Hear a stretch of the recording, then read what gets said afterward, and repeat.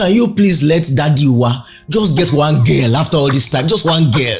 Give Daddy Wa one girl. He should be successful for once. Where did you find that lunatic? Otumba corrects. Otumba.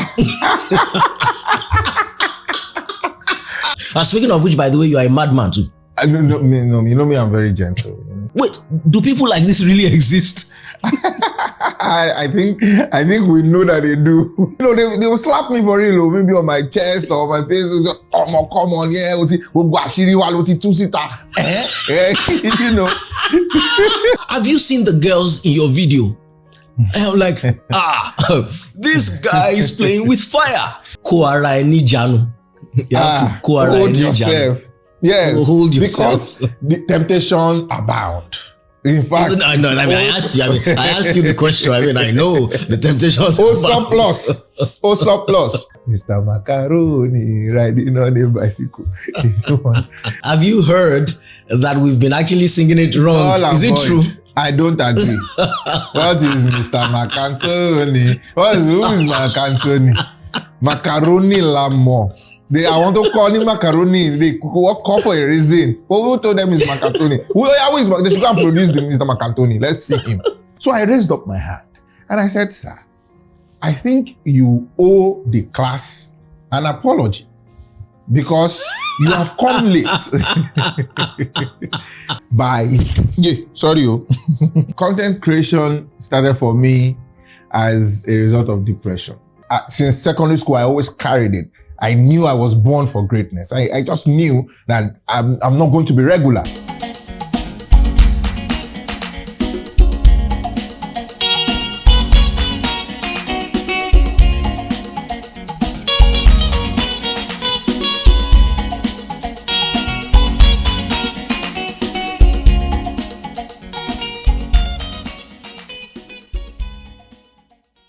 There are people and brands who define an entire industry. For example, when you think football, you think Cristiano Ronaldo, Lionel Messi, JJ Okocha. When you think basketball, you think Michael Jordan, LeBron James, Steph Curry, a couple of other names. Well, the skit and content creation industry in Africa is a big deal. And when you think about that industry, my guest is one of the names that immediately pops into your mind. He's an all-round actor, a thespian, a man of several parts that work together. All of them work well together. But most importantly for us is that he's a story of inspiration that is unfolding right before and in front of our eyes. We're lucky to be able to observe him doing his craft in our lifetimes. On this one, I speak to the extremely talented, the crazily hardworking, the very incorrigible Mr. Macaroni, Debo Adebo-Ali.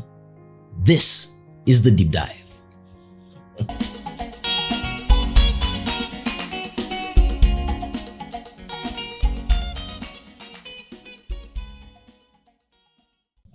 Mr. Macaroni. You are doing well. Yeah, you are doing well. You are doing very well. so good to be Mr. Macaroni. So good to be here. Thank you. I must say that, you know, if you can talk about me so glowingly, I mean, I can only do the same about you because you are one of the people that paved the way. You know, talking about paving the way these days.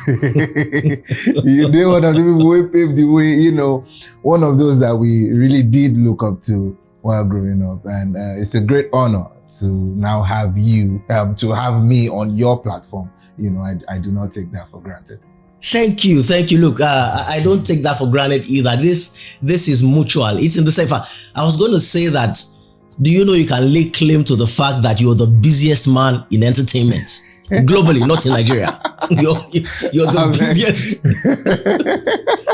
You know, I think there are a lot of busy men out there. I mean, see, it took us a while to set this up. I mean, this was going over a month. Yes. And in fact, it only happened because this was me. You said as much. This was me. First of all, it was the time.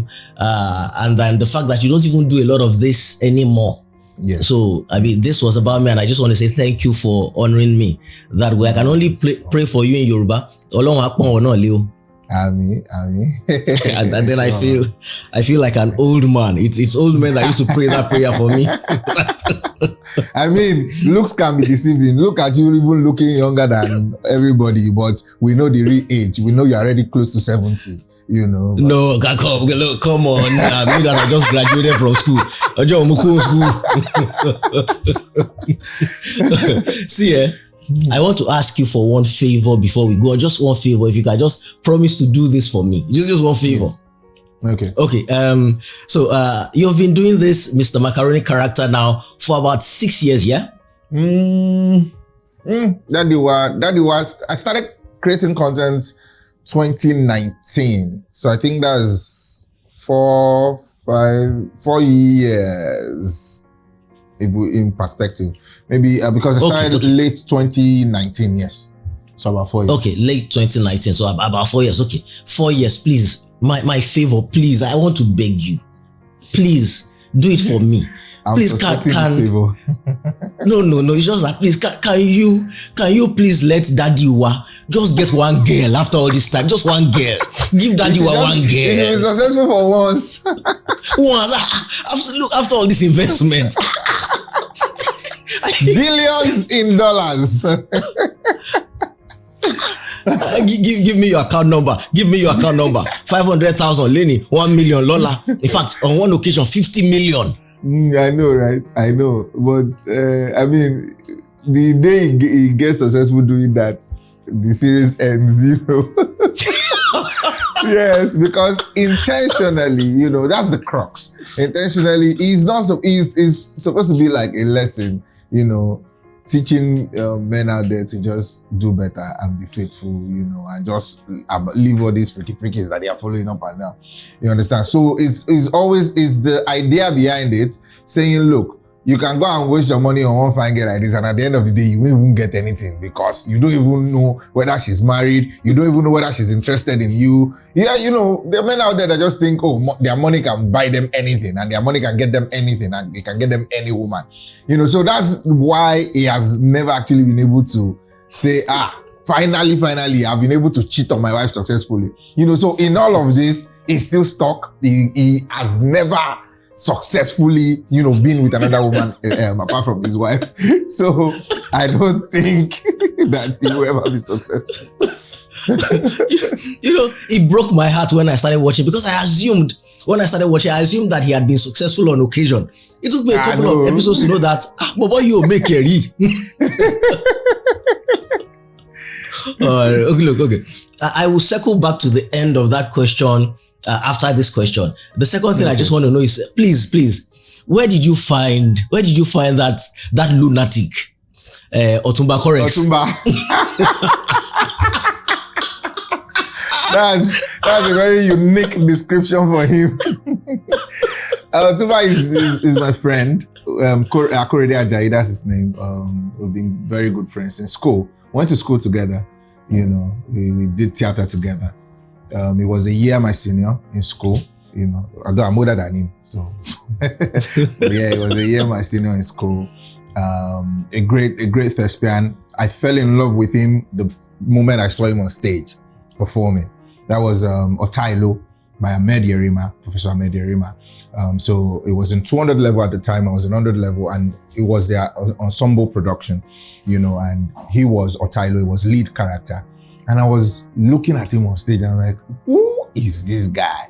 You know, because getting to the theater, I already feel as a theater guy, I would just be showing everybody my skills. Then I see this guy, who is this man showing skills like this? You know, such a great performer. And immediately I just knew, no, this is someone that I want to work with. This is someone that I want to bond with because it's such a bundle of talent. So since then, since school days, we were very good friends. Even after school, you know, the friendship continued. We started, when I started creating content. So content creation was something I never really wanted to do. You know, him too, he never really wanted to do it because we were too deep in theater and we're like, it's just films we'll be doing and maybe stage plays and all of that. But then when I started, I now spoke to him. I said, look, boy, let's try this thing. Let's just do it. You know, it doesn't take it away from our theater experience or from our training. As a matter of fact, we can use the knowledge that we already acquired from theater to do better in that field. So let's just do it. So we start, in fact, it did not start as Otumba, it was being Corex. It was Daddy was errand boy in the house, and he was doing the role also so lovingly well. A lot of people loved his character. And then again, one day, I felt the need for Daddy to have a friend that came to the house to come and just cause trouble and everything. And in my head, I was thinking, who should I call? Maybe I should call Daddy Jide Kosoko or someone, that will be believable, to play Daddy's friend. Then I just looked at it. I said, wait, Corex, I better go change Jare where Agbada can't act like Daddy's friend. And that was it. The very first episode we did, everyone just loved it. I'm like, what? So people don't even know that he is Otumba. They don't know that Corex, because Corex was already established as Daddy was errand boy. So when Otumba came into the picture, nobody knew that it was the same person that was playing, the errand boy. That was now Otumba, because he changed his look, put something on his teeth, his stomach, he just changed the look. And the delivery of Otumba was totally different from how he was playing Corex. So it was just so lovely, and people did enjoy it. So yeah, that's the story with Otumba. And I as much as people love him, I love him perhaps 1,000 times more. Yeah, because if you work with him, you would come to respect and love him for the amazing talent that he is. Wow. Look, Corex, when you watch this, well done. We'll sit down and have our own chat as well. Yes. Yeah. There's something about seeing him all the time that reminds me of Martin Lawrence. It just reminds me of Martin Lawrence every time I look at him in that character. Maybe it's the teeth, maybe it's the way he carries it. There's just something about that. Yeah. And that's the highest compliment you can pay somebody who does any form of humor, is to say that guy is a lunatic. He's a madman. Honestly, I know. Yeah. Speaking of which, by the way, you are a madman too. You know me, I'm very gentle. See me now, very calm, very cool, very easygoing. We're not buying that. Okay, so I was going to circle back to the last part of that other question, but then you've thrown up several, so I'm going to try to keep up here. Okay. The first thing is this. I know that to play the best characters, to embody the best characters, they must be based on real people, or an amalgamation or an amalgamate of real people. You just can't be imagining things, which is why I believe the character Dadiwa, Freaky, he's so relatable, because he's based on at least one real person or an amalgamation of real people. Yes. So I know this. And yet the antiques and the behavior and the actions of that character are so irresponsible, shameless, incorrigible, overboard, that I find myself having to ask you that, wait, do people like this really exist? I think we know that they do. A lot of them. A lot. There are men like that. I've come in contact with a number of them. In fact, when I freshly just started, I know that I'll go to maybe I'll be at the airport, and you just see this man, they'll just come to me, they will slap me for real, maybe on my chest or my face, come on, yeah,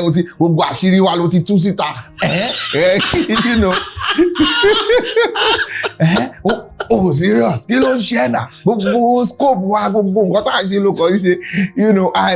just noticed that a lot of them could relate. And then even apart from the men, the women, the young ladies themselves, this started because I remember one time, one of my sisters came to the house and said, oh, there was one man that was disturbing her just outside the street. You understand? I remember the man.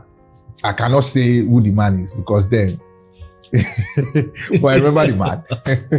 Oh yeah. So, she said that there was just this. So when I started to bring life into the Dadiwa character, I remember all this. I have 6 sisters, so there's always gist flying around. Oh, this happened, this was how this thing happened, this one came, that one came.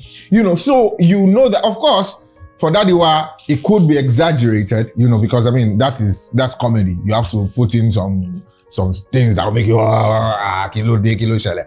But then they are real life experiences, they're real life situations of people. And I was saying that women, in fact, when I started, I got a lot of DMs from ladies saying, expose them. That's that one. He came to me one day. He did not know that I was married. He did not know that my children were inside the car. So, they also share. I have ladies sharing their experiences, in my DMs and saying, this thing happened to me, that thing happened to me. So I know that a lot of people can relate with the character.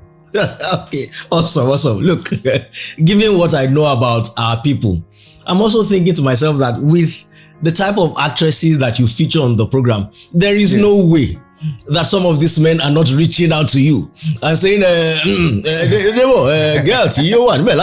I think I have a job for her. There's no way they're not reaching out. Well, maybe because I think a good number of them also know my kind of person, so I do very well to distinguish Dadiwa, the character, Mr. Macaroni, the brand, Debo Adedayo, the performer. You understand? Because there are boundaries that I do not cross. Most people would not even bring such a conversation to me, because they know that content author, and then you are watching the content and you're enjoying it, and you know that there are some conversation, there are some topics that you bring to me that I would immediately call out to you yourself. So I think there's in as much as we see a lot of the content, we see this, we see that, I think people also know my person, what I stand for, and what I try to preach, even though sometimes also it is misconstrued, but at the end of the day, you cannot help it, So the beautiful thing would be when things like that, even maybe once in a while, is to educate them. Your money cannot buy all the women in the world. Even if it can buy some, maybe it can buy some. It cannot buy all the women in the world. And it's a notion that we just have to try to correct. You understand? I'm not saying that it will stop, or that people will stop doing it, of course. But whatever we can do to push the message forward, to let people understand that, look, there are better ways. And, if you see some other content, we have some guests coming, try to teach Dadiwa that, calm down now, at least buy flowers, buy this, buy that, talk to a woman like in a gentleman approach, that kind of a thing. So that way too, you're trying to let people see beyond that and say, look, if you want to even go about it this way, like you see a woman that you like, why don't you try all that means? Why must you always say, put your account number here? So pretty much it's for them. It's for men like that. Okay. I was going to Monique Momisi. I was going to drink water to what I just heard, but I will do that in the next break. Your answer is a very good segue to a question that I was going to ask you down the line, but since we're here, I might as well ask you. I am very curious as to how successful men, leading men in the limelight, men of authority, I've always been very curious as to how they handle female attention. Like it's one of my greatest curiosities because of several reasons. First of all, it's an ongoing battle. It's not as if it's a battle that you fight and then you win today, and then you never have to face the temptation again. Yeah. It's an ongoing battle. The more successful you are, the more difficult it gets. So that's one thing. And the second reason is that that one factor, licentiousness, has been the ruin of too many men over the centuries, over the millennia, for us to count from David to Solomon to even contemporary men that we know, of whom we know. And so when I think about you, I'm thinking that you, more than most men, are particularly in the eye of the storm. I'm thinking to myself that, because of the work, have you seen the girls in your video? And I'm like, this guy is playing with fire. And then I don't mean that in a derogatory way. I mean it in the sense that, look, that's literally your job. It's like a fire juggler in the circus or a fire eater. That's his job. He entertains us. We love him, but he's literally playing with fire. So your job entails that you have to be surrounded by these beauties almost on a daily basis. So I'm thinking that How is he able to fight this battle How is it coping? How is he coping? Because you must be coping, otherwise you wouldn't be sitting in front of me today. And you wouldn't be churning out content as prolifically as you do, or as prolific as you do. So how are you coping, in short? Well, you know, like I said earlier on, we should always, for every artist, you know, and for every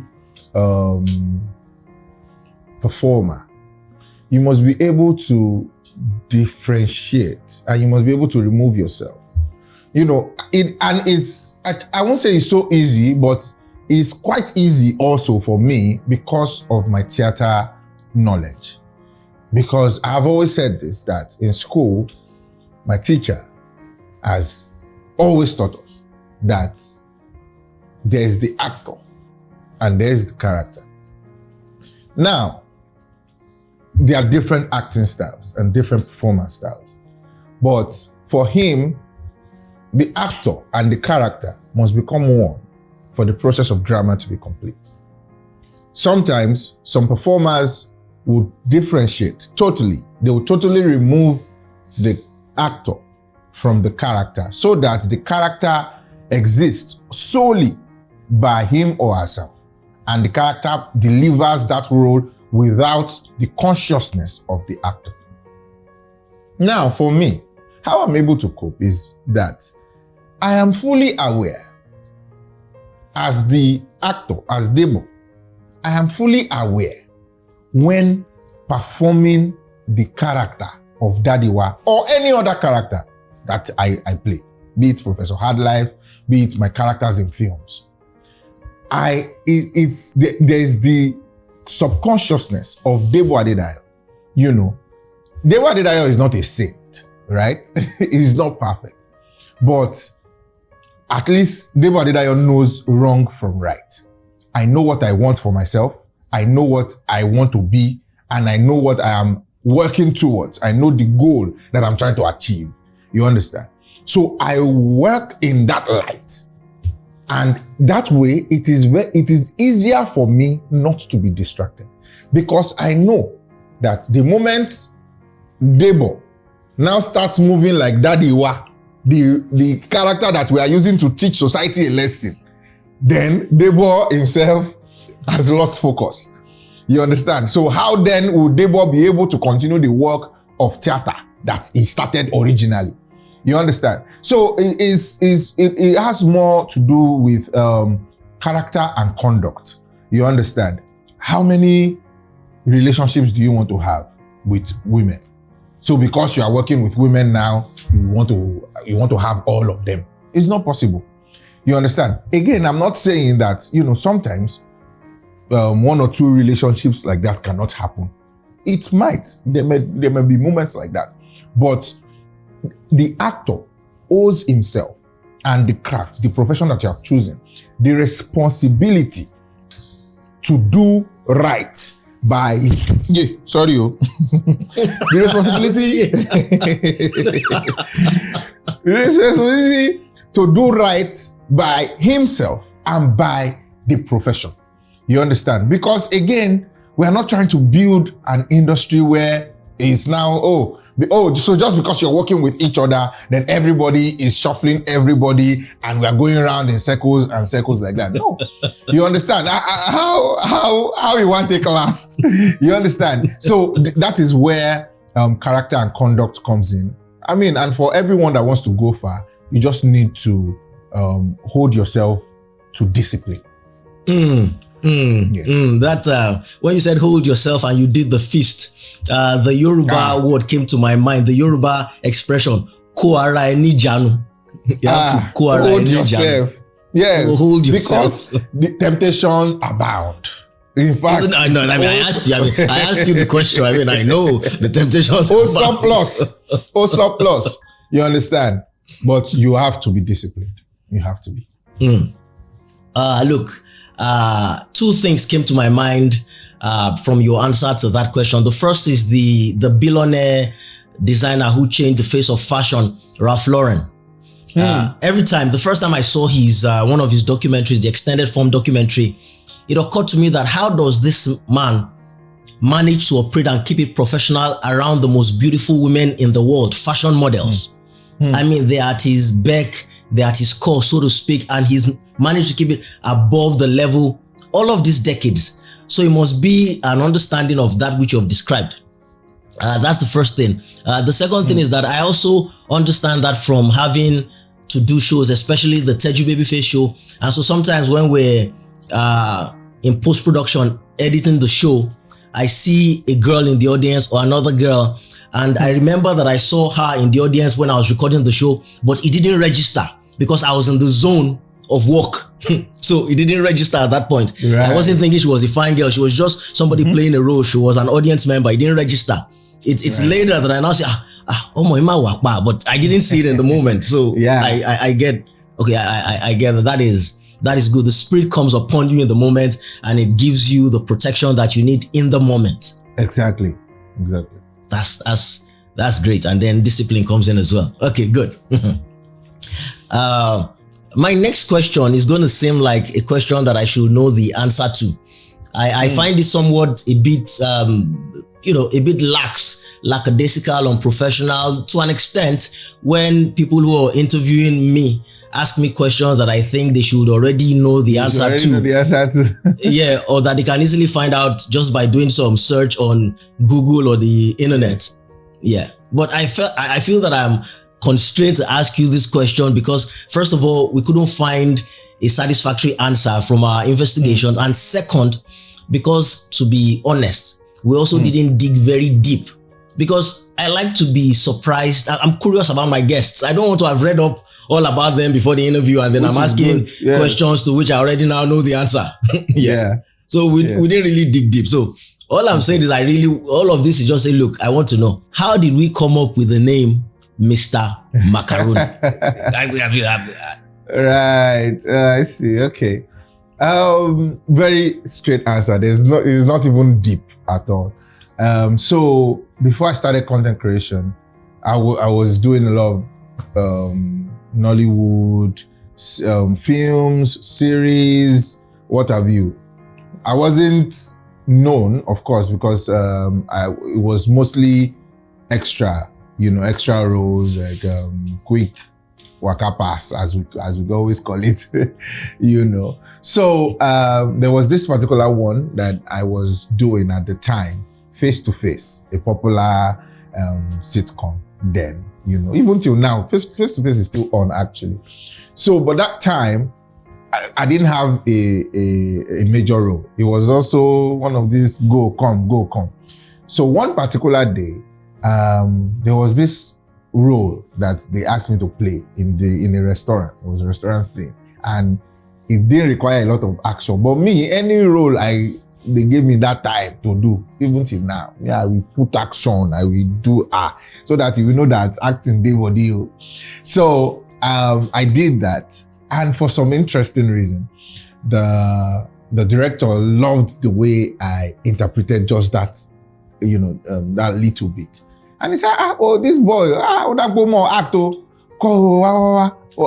because, in those scenes, there's no name. It's just maybe man one or man two or boy, one passes by, no name. So he said, we need to give this guy a name so that we can write more scenes for him, more episodes. And that was, he just said, boy, give yourself a name so that they will write more things for you. And I was like, give myself a name. How? What do I want to talk? So, of course, I remembered Mr. Macaroni riding on a bicycle. And I said, sir, Mr. Macaroni. And that was it. Since that time, I started to answer Mr. Macaroni as my stage name. So anywhere I go, once they ask me what's your, I just say Mr. Macaroni. And since then till now, I still use it. Oh, great. See, speaking of that song, that rhyme, have you heard that we've been actually singing it wrong? Is it true? I don't agree. What is Mr. Macaroni? Who is Macaroni? Macaroni Lamo. I want to call him Macaroni. They call for a reason. But who told them it's Macaroni? They should go and produce the Mr. Macaroni. Let's see him. Okay. I'm glad. So all in favor of Mr. Macaroni say aye. The ayes have it. Aye. The vote carries. The vote carries. All right. You will almost always hear them ask people who've succeeded outstandingly. You almost always hear them ask them that, did you ever think that you come this far? Did you ever see this coming? Did you ever think you'll climb this high, achieve this much, and so on and so forth? And the answer is almost always, I never saw this coming. And that is the reality of life, because we never really know how things will pan out. So it's an honest answer. But I think you embody that more than most people, because according to what you told me just during this interview, you didn't even want to do skits. Yes. Really? So how did you get into this? Well, content creation started for me as a result of depression. But let me first answer the basic question, which is, so did I know I was going to get to where I am through content creation? No. But did I know that I was going to succeed in life? Yes. I've always worked with that conviction all my life. I've always known, I've always said to myself, at least in secondary school that I can remember, I've always said to myself that I will be successful, highly successful, and that I will excel at any chosen field. I always knew it. I just, since secondary school, I always carried it. I knew I was born for greatness. I just knew that I'm not going to be regular. I've always known that, that by the grace of God,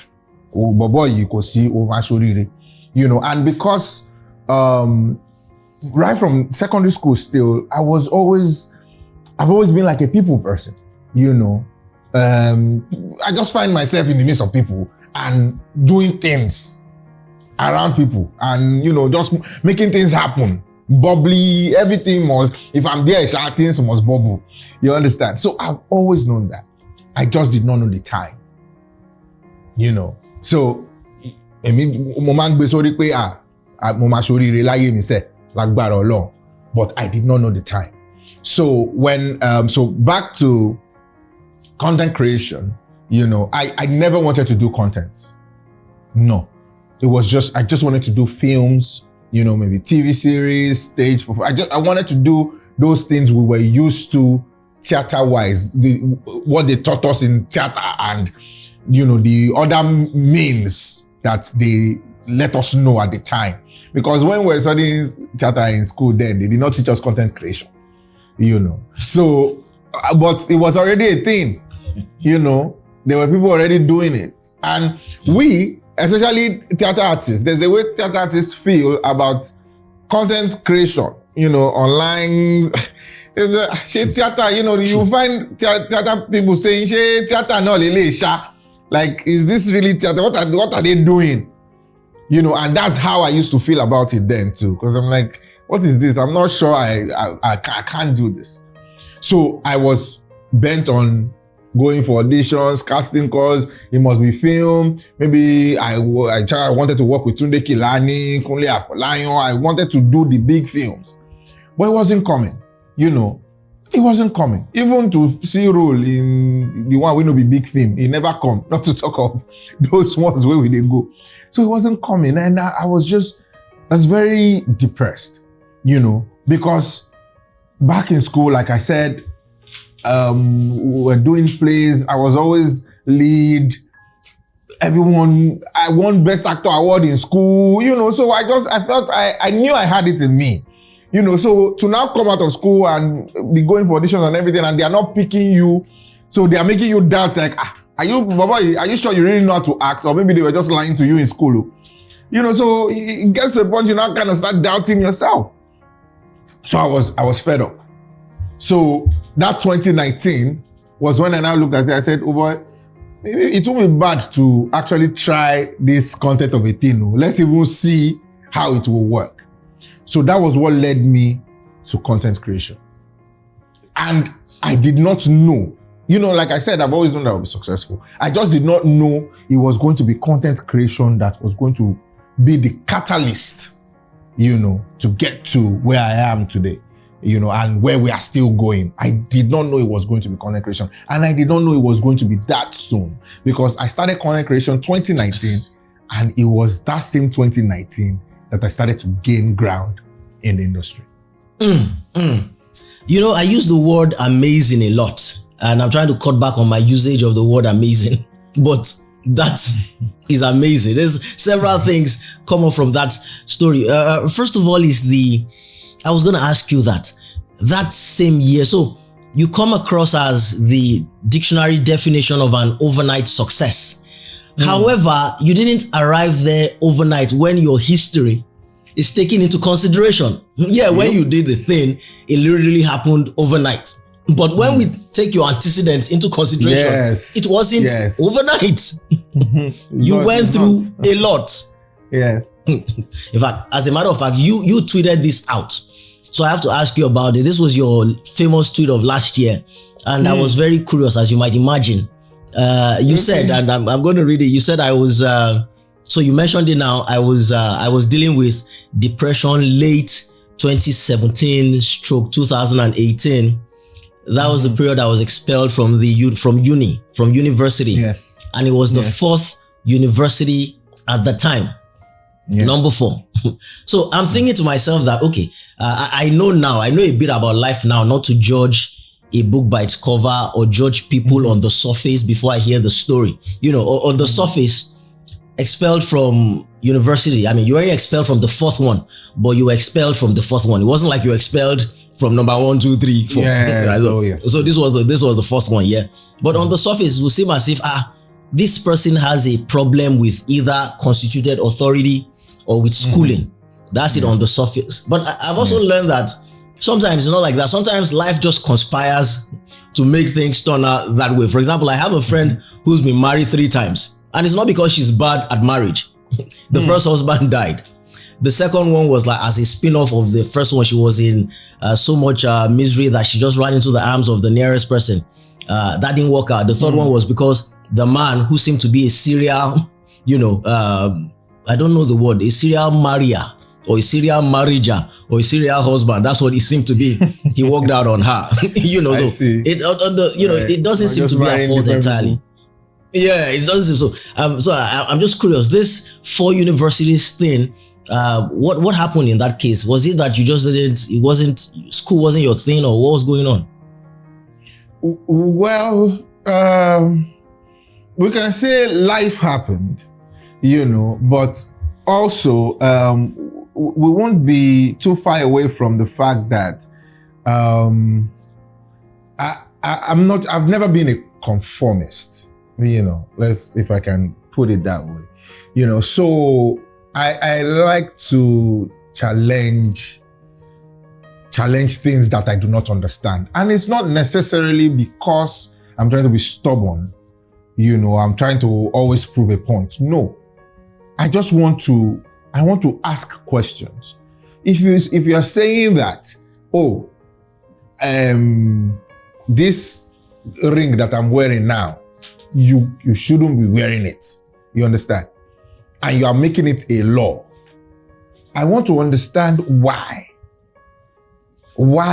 it should be a law that this ring that I'm wearing should not be worn by me as at the time that I deem fit, that I feel like wearing it. If you can convince me beyond reasonable doubt that yes, I should not wear it, then I always succumb to superior opinion or objective or submission, however it is. But where I would not have a problem is when you just believe that because you are in the power to make such a rule, you can just make it and everybody must follow it. That is where now there will be a fight. So it just so happened that, in those universities, I've had to challenge, some rules, that I felt were fashioned against maybe myself or other students. You understand? Because that they have always been like that did not necessarily mean or does not mean that it is the right way to do things.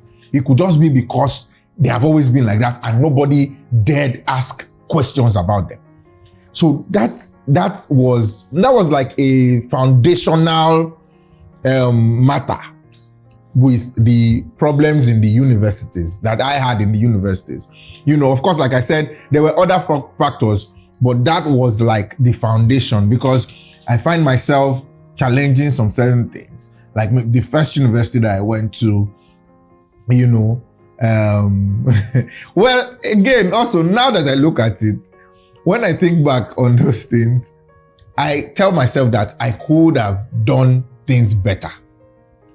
I could have the approach could have been better. I might not have changed my mindset. I still agree that I took some right decisions, but the approach could have been better. Because I remember one time in class, one of our lecturers came late to class. And then a class before, he sent my friend out of the class for coming. He didn't let my friend come in because he was already in the class. So the next class, we were all now seated. He now came late. So I raised up my hand and I said, "Sir, I think you owe the class an apology because you have come late. We have been waiting for you and you have come late. But if we reverse it, you will either chase us out or, So I made a case. And, for the hall went quiet. And he looked at me. He looked at me for so long. He now said, "Okay, I apologize for coming late." So the class, everyone shouted, everybody, they were also happy about that. But after the class, he now called me. He said I should come to his office. I went to his office. He now looked at me and said, "That thing that I did, I should never in my life try it with another lecturer." That he just wanted to have fun with me and say, "Okay, let him just do it," and even see the reaction of the class. And he saw that all the students like that. That's, students always like someone that it seems will stand up for them and speak up for them, but you would be doing that at your own detriment. So he pretty much just spoke to me about it. That's just an instance. There were just instances that I find myself challenging authority. So that, I can say, was the foundational problem. Again, like I said, when I look back at some of those things, I feel approach could have been better. Look, thank you. See, that response alone, that answer alone was worth this entire interview, because I could not find this answer anywhere, no matter how deep we search. So thank you for that. But that mindset and that confidence and that outlook, they're very rare. We're brought up, especially in our climb, to be very subservient to constituted authority and power. Yes. Without even asking questions. Yeah, I mean, how did you? Is this a gift that is this inherent and intrinsic to you? Is this natural to you, or did you pick it up somewhere along the way? Did you have an epiphany that made you think, "No, I'm always going to ask questions"? I think I just noticed that has always been me since secondary school. And because since secondary school, I've always occupied leadership positions. I was head boy in secondary school, so I've always been in a position where don't just skate by that. Odindi head boy, whole head boy, you're just going to go. Let's spend 5 seconds there. Head boy, I didn't make head boy. I was social prefect. I mean, you made head boy. I mean, let's spend a minute. Head boy, well done. I was head boy. well done. But guess what? I was head boy. I was debadged as the head boy because I challenged the authorities that made me head boy. Then again, I was reinstated after a while as head boy again. It was just since secondary school, it's been a roller coaster. And so I just noticed that since that time, I have always loved to speak up for not just myself, but for people around me. If I see something that isn't going right, I feel the need to address it. I'm not trying to fight you. I want us to have a conversation about it and say, why is this thing like this? Can't this thing be better because of the welfare of others? Can't it be better so that we all can live in a more conducive environment? I just want to know why things have to be stressful or people have to suffer. I just want to be able to say, oh, look, I'm not speaking up just for myself, but for people around me. So that was, I think I picked that up since secondary school. So how are you able to survive in a place like our place, Nigeria, where a lot of things can neither be explained nor do they make sense? Of course, the obvious answer to that is the fact that you're an activist. You've been seen and recorded standing up. I mean, if nobody remembers anyone, we remember the Lekki toll gate issue, that whole debacle. So on a larger scale, how do you survive in a place like our place where not a lot makes sense? In fact, little can be explained. Well, it will come easy if you are not forcing it, if that is who you are. So sometimes, because sometimes I'm asking myself, what is your own? Just leave it. You understand? So I just noticed that sometimes I cannot help but to talk about this thing. I cannot help but to put myself in a position where I have to address it. You understand? So is a part of me that I cannot just do away with. So that's why it's just me living. It's not, I'm not trying to do it for anybody to remember that I'm doing it. I'm doing it because it's a way of life for me. You understand?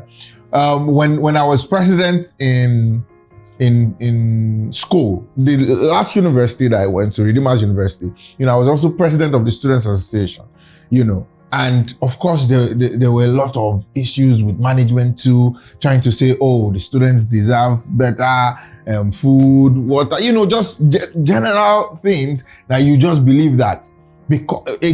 Just because students parents are working so hard to put their kids in school, and they expect that the students are getting the best of services. So it's a question of, you already know what the people that are putting their children in this school, you already know what they are asking for. You made a commitment to say, if you pay so amount, which is school fee, your ward will be entitled to so services. It is a breach of contract on your own part if you are not living up to that responsibility that you have committed to. So that is where I come in and say, look, but it is our right. So you're not doing anybody a favor. So it is now in my own position to say, oh, as the representative of the entire student body, it is our right to get this and to get that, because you have agreed to provide social services if so amount was paid for those services. You understand? So, something to make our society a better place, we all need to be voices of reason. I'm not saying, go out there, destroy things, or, violence or whatnot. No, I'm just saying we all need to put ourselves in positions where we can speak truth to power, and say that, look, this thing is what we are entitled to. It is our right. As citizens of Nigeria, there are things that are fundamental human rights that you just by being a citizen of Nigeria, you just have a right to it. We are not supposed to be begging for those things. So it is always, it's funny when people now call someone like me stubborn or a troublemaker, because we are amplifying the rights, our rights, the rights, my own rights and the rights of others, and saying, look, with this thing now we get up, we're not supposed to beg una for up. You understand? So like I said, conclusively, we all just need to be voices of reason, because if we don't talk, if we don't demand it, we'll never get it. Well done. Well done. Thank you. Oku Owaidi. Well articulated. And then it would seem naturally, if one were to sit down and plot a natural, seemingly obvious progression for your life from school. But first, wait, before I get into that, I just wanted to know, so after the expulsion from the 4th university, did you go to a 5th one, or you just threw your hands up and that was it with education, you were done? Oh no. We took the school to court, and I got my certificate, and I graduated from the school. Man, you like Walasha. You all took the school to court.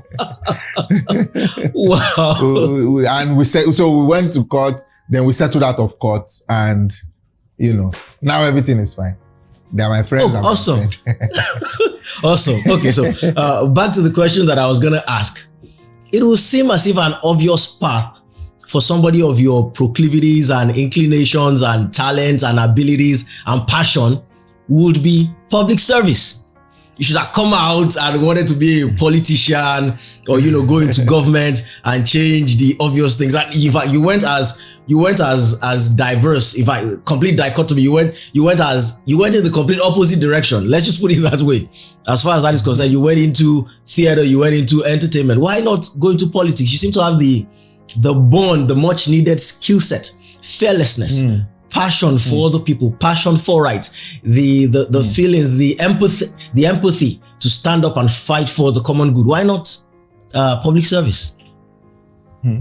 Well, the beautiful thing is, that's why theater is so powerful, because and it's the type of theater we do. Theater for change and theater for development, using theater as a tool for societal rejuvenation and reform, So, and that's why I say that that's what our contents are driven towards. Of course, do the comedy and all of that and try to make people laugh. Yes, because Nigerians need to laugh. There's a lot that is going on. They need to calm their nerves, but we'll still infuse the message. So I think it's still a major part of what I do. It's just that I'm not going the political way. I'm just using theater, using my talent, and using my voice, using my content to pass across the messages that I want to pass across. You understand? Because again, like I said, our teacher in school would always teach us. Professor Ewa would always say that theater must not just seek to entertain. So it's not just about entertainment. Yes, it's a primary function, entertainment, that is. It's a primary function. But at the end of the day, what more are you doing aside that entertainment? What are you using your art to do? So over here, I don't think to create that change that we are looking for, I have to go and be governor, or I have to be president, or I have to say I want to enter politics by fire, by force. No, I can continue to use this theater, these talents that God has so blessed me with. As a matter of fact, I always say that I think God has also helped me attain these heights, to be able to use my talent to propagate the gospel. That is, to continue to teach, to continue to inform, to continue to educate. You understand? And that's what we'll continue to do. Politics. Let me continue this one. Let me continue using theater for the good. Okay, I like that. You're achieving the same exact result. You're getting to the same exact end, but you're doing it through the theater, through what is your primary, through what is your core. Actually, yes, that is very important. Okay, so the inspirational person that you are, I want us to spend just 1 minute on that thing.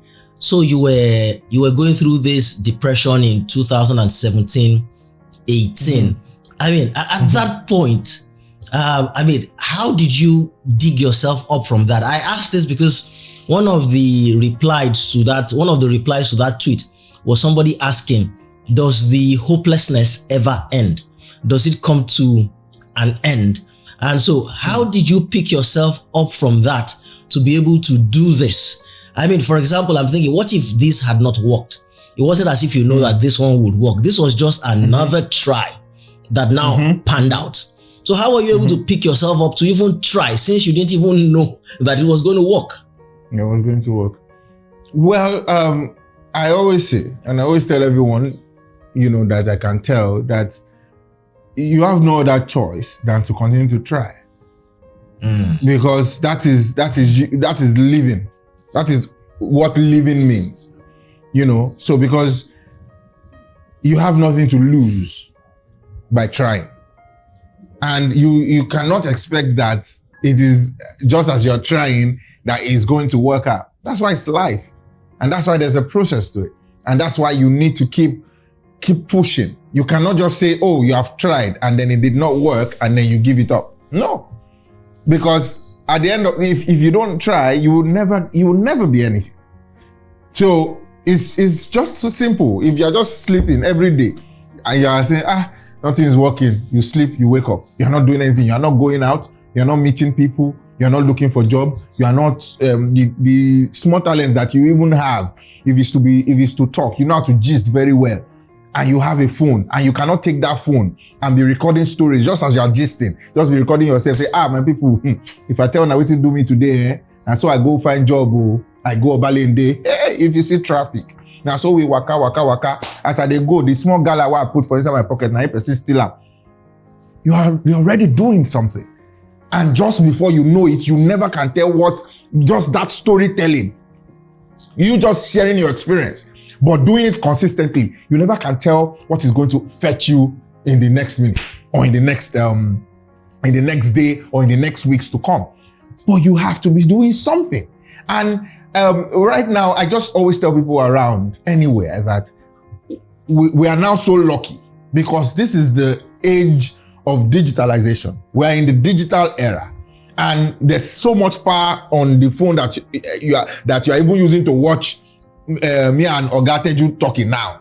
There's so much power. This small phone that you have, you can do so much with it. You can learn so much with it. There are people that have equipped themselves. There's some people that did not go to school. I'm not saying school is not important. Please, by all means, if you have the means to go to school, go to school. But again, there are some people that were not opportune to go to school that have now equipped themselves. You go to Google, you go to YouTube, there's nothing you want to learn that you cannot learn. And there are some things as every human, there's something unique about you. There's something you can do. You just need to be able to identify it and keep doing it.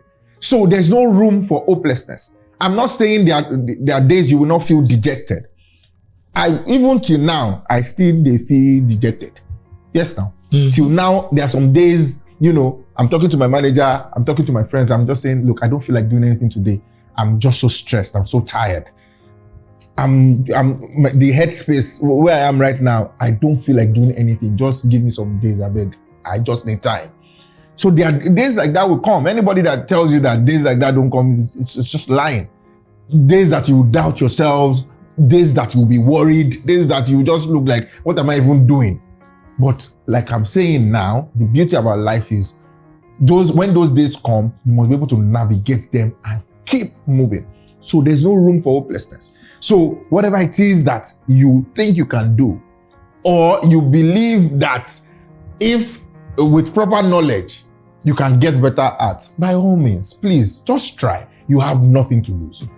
So that's how I was able to. I knew, like I said, I knew that I'm destined for greatness. And I know that greatness will not come to me by just sleeping and waking up and blaming myself. I'm blaming the people in the world, for not being great. When me, myself, I'm not doing anything about it. So what are you doing to make yourself great? You need to be doing something. So it was a question of, look, you took a break at the toughest, darkest times. You take a break, relax, recoup yourself, gather some energy, some battery strength, and then run at it again. If it doesn't work, take a break, relax. And don't say that it is that thing that you know how to do, that by fire, by force, it is only that thing. Don't give up on it. Keep trying, but try other things too. As you are saying story about going to Obalende, who says that you cannot be learning how to sew clothes? Or who said that you cannot be learning how to market? Or like I said, there are tools, there are different things that you can use to. So try different things. At the end of the day, what you're looking for is to achieve something in life, to make something out of nothing, to make yourself useful, not only to yourself, but to your society. How do you do that? You need to do something. You need to do something.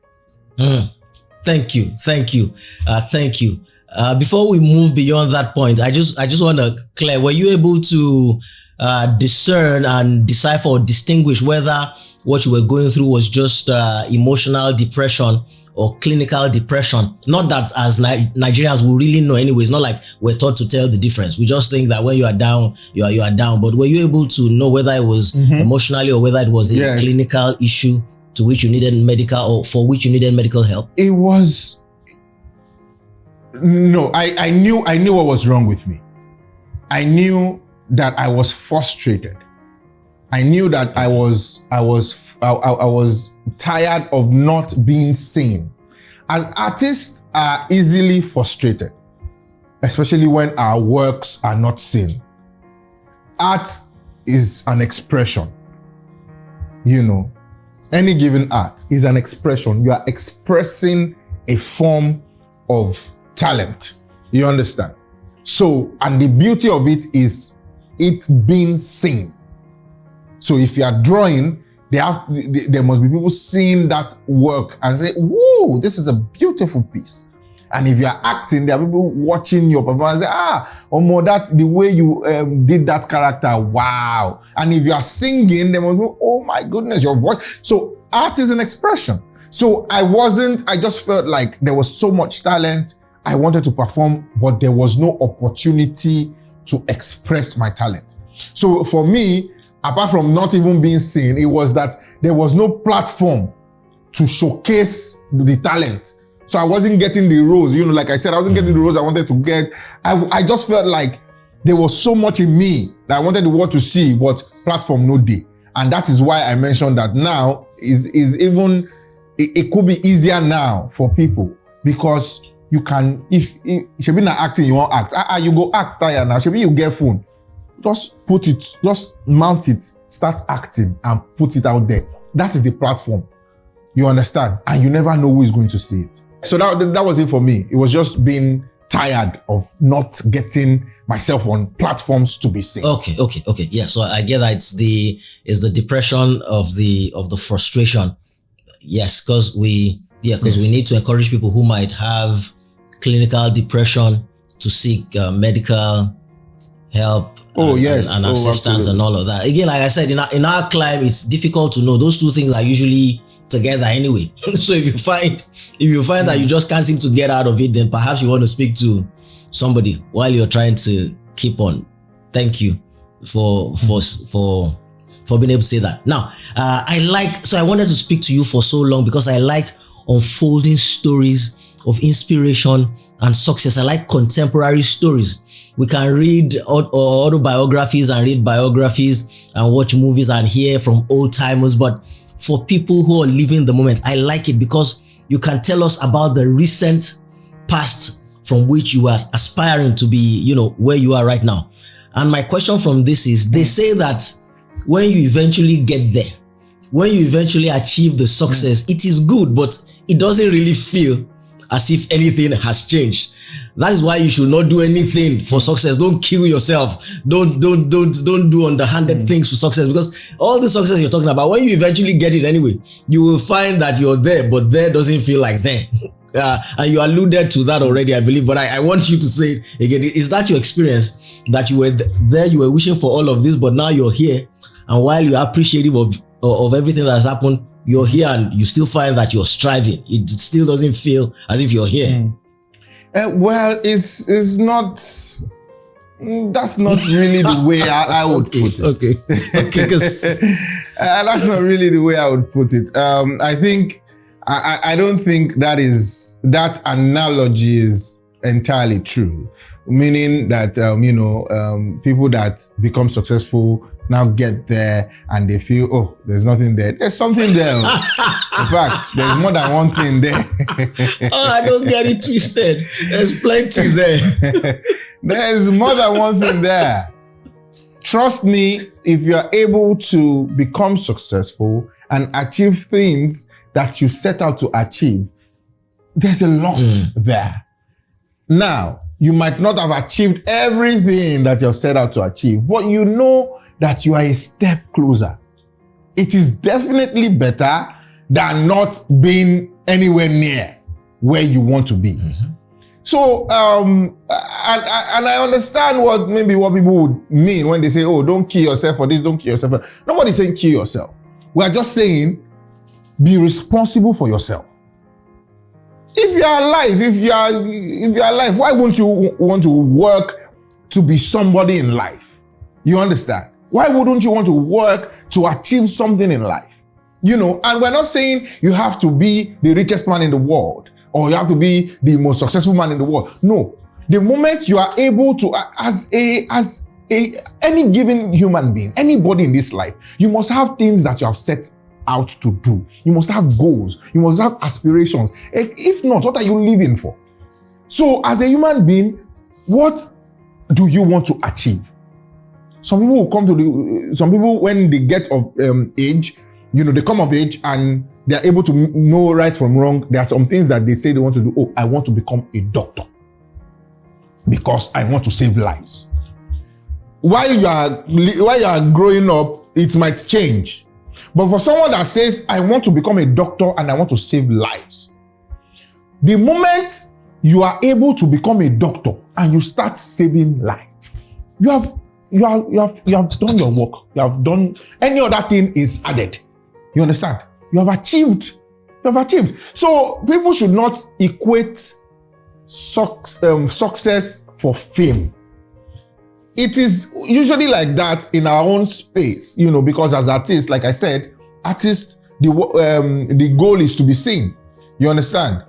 Your work as an artist should be appreciated, should be seen, you know, and your work as an artist can only be appreciated if it is seen. You understand? That's when they'll say, oh, I saw you in this, I saw you in that, great work.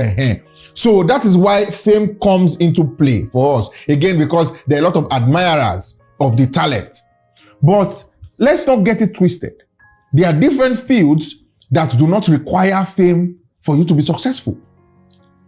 There are so many doctors, so many lawyers, so many professors. I've mentioned my professor about 5 times since we started talking. What more is there to say about being successful? If he's not here, I'm sure he's in school, still teaching now. How much more can he be successful other than the impact, the lasting impact he has in my life? We are discussing, and this happens every time I'm granting an interview or I'm discussing about, and I remember some certain things, I make reference to him.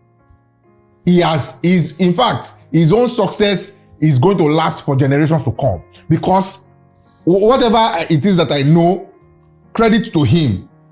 Anything I'm passing on to others, there's still the credit to him. You understand? So what I'm simply saying is, there is definitely something there when you attain success. Nobody should say there's nothing there. What you can say is, okay, you have not really achieved all that you wish to achieve, but getting there is a step closer. So you need to get there first. So for someone like me, I've always said that, like I said, I'll be successful. At the moment, am I successful? Yes, by the grace of God. But I'm looking to do more. But I will not downplay God's blessings, and neither will I downplay the work that I've been able to do up to this point by saying, oh, I'm here and I don't really feel like, oh, I feel like a lot. You understand? I'm just going to continue to do more. You understand? So that we are able to achieve more and we are able to create long-lasting impact and legacy. That's the greatest success. Your legacy. What are you leaving behind? How many is my joy when I see people that work with me doing excellently well, getting gigs on their own, even without my involvement. Mommy Wa, Motunde, Otumba, in fact, when we started, I was very happy. It was the first person you mentioned. There's no greater joy than knowing that God has used you to also be a blessing to others. You understand? So, for me, we can only continue to do more. But there's a lot there. As you said that last part, but there's a lot there. Again, Yoruba comes to my mind. I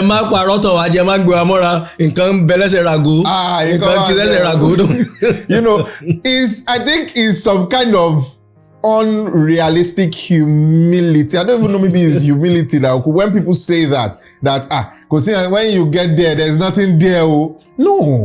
No, don't, you can't downplay success like that, because it's not easy to come by. That success is not easy to come by. So you have to live in it and just challenge yourself to do better. So that could be what people are saying, that even when you get there, you still want to do more and do more. Yeah, there's that. Because of course, when you get there, to remain there, you need to keep working. But that's what we already said about living. What is living life without aspiring to do better and without aspiring to make your own society a better place? Well done. I'm saying that almost after every question, but it's because you're hitting, the points for which I wanted to do this podcast. We wanted something that was that went just beyond. We didn't want to do cheap scandals, cheap headlines. We wanted to do enduring content that helps people, inspirational stuff. And so this thrills me. So that's well done, and thank you again for this insightful answers. So props first of all to Professor Ahmed Yerima. We need to say that props to you, your products, the fruit of your labors. I mean, here's Mr. Macaroni giving you the props. Long may your strength and intellect and service continue, sir. Amen. Yeah.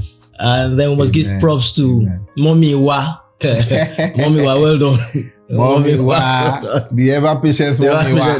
The woman with the turtleneck sweaters in rain, sun, in the heat of Lagos. Well done. And Motunde, the ever striving, seeking husband, searching, chasing Motunde. Well done. In fact, people randomly, when they see me outside, they say, where will Motunde find husband?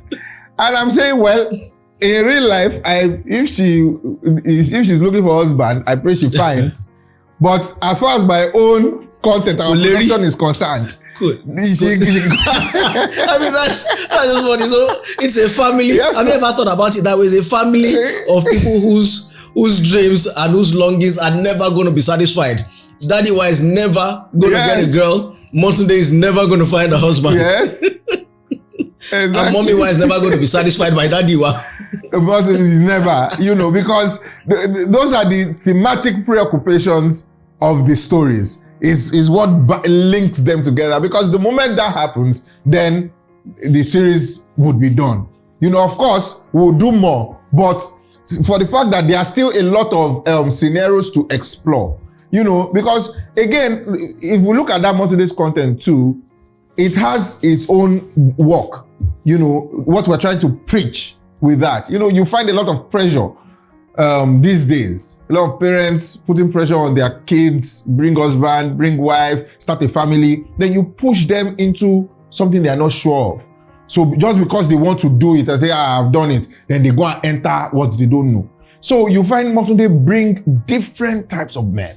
And you find us reveal the nature of these men, the characters of these men, So that way we are saying, oh, look, watch, understand, put eye for ground. Don't say because you want to satisfy mommy or daddy, or because your friends are getting married, or because society is saying, after so age, if you are not married, then you are done for. You're not going to jump. It is better to take your time than jump in, jump out, jump in, jump out, just because you were pressured to do it. If you make those mistakes naturally, fair enough. You understand? I mean, we all learn every day, but it is always better to make sure you are taking the right decision, at least that you believe at the time is the right decision. Mm-hmm. Good. Okay, my final-ish question now, and it might be a difficult one for you to answer given how prolific you are. But by the way, how many skits are coming out in 1 week? Because before I finish enjoying one, another is queued up ready to go. How many? What do you strive to do between what you do as Mr. Macaroni and the girls, between what you're doing with Motunde as a spin-off of that? Motunde. I mean, how many skits are coming out in 1 week? Averagely, we try for at least 3 to 4 in 1 week. Yes. Okay, yes. Man. Average. That's a lot of us. See, I called you the busiest man in entertainment. See, that's That's a lot. That's okay. So the question I was going to ask, and I said it was going to be difficult, is because of that prodigious output, right? So here's the question. What is your favorite skit of all of the skits? Which is the one that you'd point to and say, this one was special for whatever reason? There are a lot. I know. There are a lot a lot of special ones, a lot of special ones. I think, when around 2020, was it 2020 or 2021? I can't really remember, but it was that time I just, 2019, I started 2019, but then 2020, and then COVID came. So I was everywhere, everyone, it was just so crazy. Everyone was watching, this stuff, Macaroni, we have dropped another one. They didn't even care how it was coming out. So that period, there was one that I was able to do with the Oni of Ife. And it seemed impossible at the time that to feature Oba Oni of Ife, it seemed impossible, but I was supposed to meet with him at the palace that day, so it wasn't even supposed to be a content. I wasn't supposed to shoot anything, but me, I always go prepared. Anywhere I'm going, I go prepared. So it was just supposed to be, go and pay homage to the king, receive blessings and all of that. Well, me, I carry my team. I carry my agbada, I carry my team. I say, everybody stand by. Say, as I don't receive blessing finish, I will just quickly take Kabiyesi, there's the content that I want to use to educate the people, And yes, I will tell you why. Because there was something I used to say in my content before. Aye Kunle mo. And then, so when I first started, I started saying that because there's one of my friends, his name is Ridwan Papa. His dad, that's what his dad used to say. Anytime we go to their house, and you try to prostrate, he's a Muslim, and is very strong, is very principled. He has different philosophies about life. You understand? So there are some things it doesn't allow. And I think it goes in line with maybe the religion, the principles, whatnot. So if you want to prostrate, or you want to, he finishes his food or something, you want to carry the plate or something, he believes that you shouldn't put yourself in a situation where it seems you are reverencing him the way you should reverence God. I don't really know how to put it, but he believes that God is the supreme, and every reverence, don't accord man some sort of reverence. Even though as Omo Yoruba, there's culture will not allow us simply àgbàlagbà jẹun tán ó fẹ́ wò wọ́n kó máa gbé lọ sí kitchen fúnra wọn, or you see àgbàlagbà, you will not prostrate. Our culture doesn't allow that. There are some teachings that culture say you will see elderly person, you must respect. So, but if you try to prostrate, you say, ayé ìkúnlẹ̀ mọ́. So that is, why are you kneeling down for me? Don't kneel down for me. So I started to say that in my content. Anytime I see a beautiful lady, and she wants to greet Daddy Wa, say, hello, sir. Ayé ìkúnlẹ̀ mọ́, my dear, the day. You understand? So a lot of people loved Daddy Wa saying that. But when I now got to the palace, in fact, that was how I was able to do the content, because I said, I want us to do a content. But then, of course, as Kabiyesi, I knew that whatever content we're doing had to send a great message, to the public, had to send a great message to the people. Because this is a rare opportunity for a king to say, okay, I'll be in your content. So we now made the content, and I said, he now said in the content that, ṣebí ìwọ, Daddy Wa ló bá ń sọ pé ayé ìkúnlẹ̀ mọ́, ayé ṣì máa ń kúnlẹ̀ o, ayé ṣì máa ń dọ̀bálẹ̀ o. Let everyone know this. That was how the content went, yeah. And it was because of him I stopped saying ayé ìkúnlẹ̀ mọ́ since that time in my content. So now, if Daddy Wa sees a fine girl, maybe we just say, don't stay in your leg, something like that. But ayé ìkúnlẹ̀ mọ́, he doesn't say that. So that one was, was a defining time, and it just kind of sent a right signal that nothing is impossible. As creators, there's nobody you want to collaborate with that you cannot collaborate with. You know, so if talking about being successful and wanting more, someone like me now, I still believe that I will collaborate with Cristiano Ronaldo. Some people will be watching this now, they will be laughing and they say, where you want to see him? But the day it will happen now, it will shock you. So what am I saying? Nothing is impossible. You know, nothing. Okay, so you are obviously on the Ronaldo side of the Ronaldo-Messi argument. Cristiano Ronaldo dos Santos Aveiro Ororo Ntonto Si Caution Si Gogongo Si Gege Si Trouble. The greatest as far as football is concerned. Cristiano Ronaldo is the greatest there was, the greatest there is, the greatest there ever will be. As far as football is concerned. Nobody comes close. No, said I can just say. we are not debating this. If you feel there's any other person, I'm not going to argue. But as far as I am concerned, as far as you're concerned, my body father. Okay. Okay, so my favorite content of yours, and I must confess that I'm probably not even 5% into the prodigious amount of work that you have, the voluminous amount of work that you have. But based on what I've watched, my favorite is the one where you had Jide Kosoko, Akin Lewis, who am I forgetting again? That's the battle of the Femi sugar Branch daddies. and all of them. That one killed me. I think. Yes. I think my favorite line, and I have to get this. The battle of the sugar I think I have to get this question out without laughing. Was when the man came out of the cupboard. I forget his name now. The thespian, the fantastic thespian with the white mane. The Jibola Dabo. Yes. When he came out with the agbada in his hands, and I think you said, no. Is it Akin Lewis? No, it's not Akin Lewis. White-haired, white-bearded, white mane. Oh, okay. I think, is that Uncle Jude? I think Jude Chukwuka. Yeah, okay. So, is it that Jibola Dabo or Uncle Jude? He came out. He came out talking about how he'd been there. I think he talked about how somebody had been farting in the wardrobe since somebody had been farting and just creating a mess. But then you said, Eshin Shomo, and he said, Yoruba,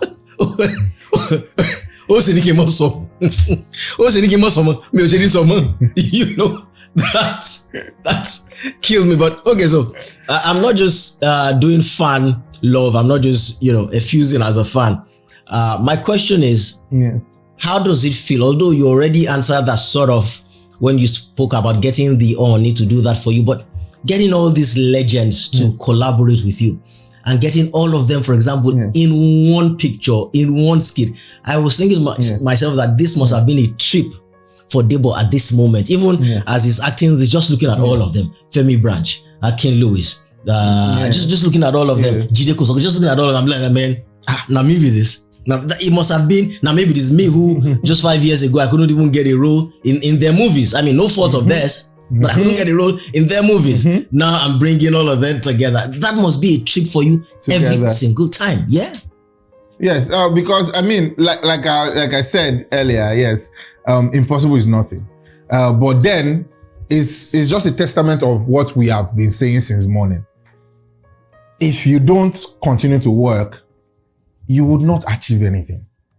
Because I could have looked at that 2017-2018 period in my life, and I could have said, look, I'm not doing anything, Joe. Let me go and start another thing. Let me go and do another thing. Let me just abandon, I mean, like I said, I was doing, not like I wasn't doing other things, though. I was doing other stuff. But I did not abandon theater because it's what I know how to do. It's what makes me happy. Drama makes me so happy. So I said, look, we'll continue doing this thing. We won't give up. So I did not stop. I kept doing it. And, it wasn't immediately I started creating content, I was able to start calling all of them together. It wasn't the 2019 I started, I was able to say, Daddy Jide Kosoko, Daddy Jibola Dabo, Daddy Akin Lewis, please come and do this. No. I built myself to that level where I was able to call all of them and say, Baba mi, I have a content. Emma Wambe, Debo, no problem. So he also got to a level. It's a gradual process. So you cannot just expect that everything will just happen. No, it takes time, you know, and you continue to rise. But what you should never do is stop or give up and say, oh, you've had enough and you're tired. So I believe it was that process, that has just helped me, you know, to be able to put that together and continue to do things like that. You understand? All right, that was the finalish question. Hopefully, this is the final question. That's agbada that you wear. Surely, you must have more than one of it. It can't be the same one. There must be several. More than 10, sir. I'm thinking it cannot be the same. I mean, your washman must be doing a lot of work if it's the same one. More than 10. Why not change? How did you come up with the fact that, look, let me just stick to this just one thing? To be honest with you, to be completely honest, when I started doing the Dadiwa character, it was the only good agbada I had. You understand? In fact, it was the agbada that I used for my birthday shoot, and it was a gift by Jide Sodiq. You know, my egbon, a very good egbon to me, is a fashion designer. So it is his brand, you know. So it was a gift for my birthday shoot. And I used it. So when I wanted to start the Dadiwa character, I knew I wanted to wear agbada just to give an elderly figure image. So I just took the agbada, I wore it. That cap is my father's cap. I just went to his room, I picked the cap I saw, I just put it on. And that was how the costume came about. And I noticed that I was using it. So as I done the use, there was no point for me to now say, maybe when I started seeing small change, to say it had already become a brand in it. So people already know that once they see that agbada, once they see that man, it is Dadiwa. So I said, look, let's leave it at that. Awesome. Look, Mr. Macaroni, Debo, thank you so much for doing this. I almost always tell my guests this. I still have a lot to ask you, but there are some guests that I hope will have the opportunity to do this several times over. So I'm going to keep something in the tank, and hopefully we're going to do another one very soon, perhaps in person when we see again. Yeah. Fantabulous. No, God bless you, bro. Great honor to do this with you. Thank you so much. Thanks a lot. Bye-bye. All right. You're doing well.